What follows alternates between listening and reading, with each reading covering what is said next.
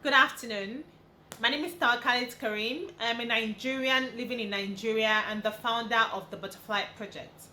The Butterfly Project is a not-for-profit and our tagline is for women and girls. This tagline guides our work, which is ensuring that we contribute as much as we can to improving the quality of lives of women and girls in our country, Nigeria. Before the pandemic, our project focus was on providing access to digital skills training for women at no cost. We felt that the global economy is a quite huge one, and if we could help these women learn relevant digital skills, they can leverage this economy to earn even on platforms that are not bound by location and geography. Of course, when the pandemic started, it became irresponsible to bring people together in a physical location, so we had to put that project on the back burner. As the numbers rose in Nigeria, the government instituted an initial 2-week lockdown in March 2020.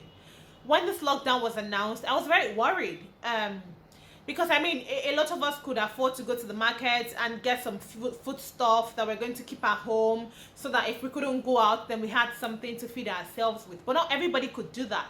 What about the daily earners in Nigeria? People who, if they don't work for that day, then they don't earn any money for that day. And if they don't earn any money, then there is no way that they can feed themselves and their families.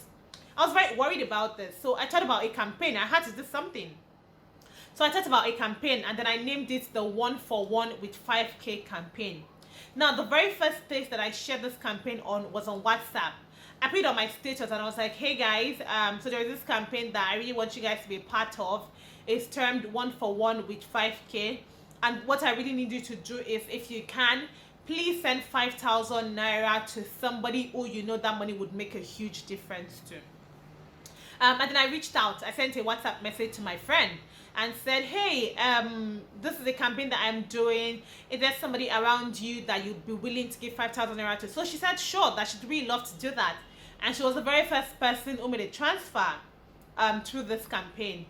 But soon enough, I got messages from other people on my WhatsApp saying, would really like to participate, but we're not in a place where we can find somebody to give this money to. Can we send it to you and you can make the transfer on our behalf? So I was like, this is a dimension of the project that I hadn't even thought about before. But sure, I'd be willing to do it because at that point, there was a short list of people that we could send the money to. So I thought, let me not just keep this within my circle. Maybe there are other people who want to help. So I went on Instagram. The two major platforms that I leveraged were WhatsApp and Instagram. I went on Instagram, I shared about this campaign, and the initial response that we got just made me realize that a lot of times people really want to help, but maybe they don't know how to, or they don't know where to direct that help to. Because immediately I shared about the campaign, there was this outpouring of support on Instagram, on WhatsApp. People really wanted to help. And so I partnered with somebody else. Her name is Fumi. She's the founder of Immoral Foundation. I partnered with her and then we created a list of women across 4 low-income communities that could use that help. In the very first 10 days of this campaign, we raised 1 million naira. I was shocked. To tell you the truth, I was shocked. I don't know what I expected, but I did not expect that. So what created a list, when we got the money, we matched it to individuals and families. And so we transferred that amount, the first 1 million naira that we raised, we transferred it to 144 families. Of course, we're updating people. We're sharing screenshots of the transfers on Instagram, on WhatsApp. We're sharing the screenshots of the transfers that we made. Of course, we're very conscious about privacy, so we're blanking names, but we're just trying to stay accountable to the public who trusted us with their money. Even after we raised that amount, there were still so many people who wanted to support, who were reaching out to say, oh, I'd like to donate. Can I still donate? Are there still people that you have to match and all of that?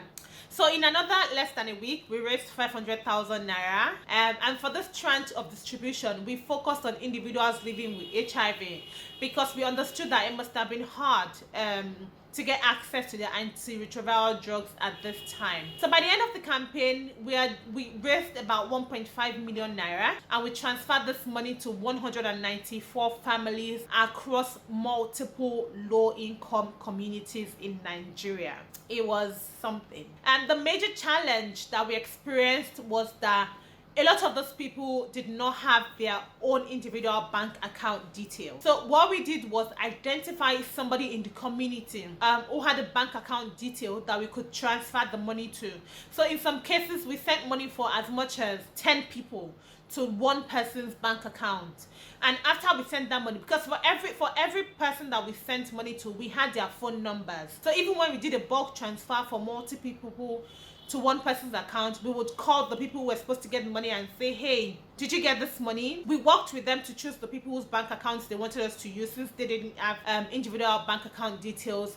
And so we reached out to them even after transferring the money, and they confirmed to us that they got the money. And I mean, the project expanded beyond anything that we could have imagined, and it was just such a great thing to see practically, that because this money was raised basically through from WhatsApp and Instagram, and it was such a learning moment for us as an organization and in implementing that project. Thank you very much.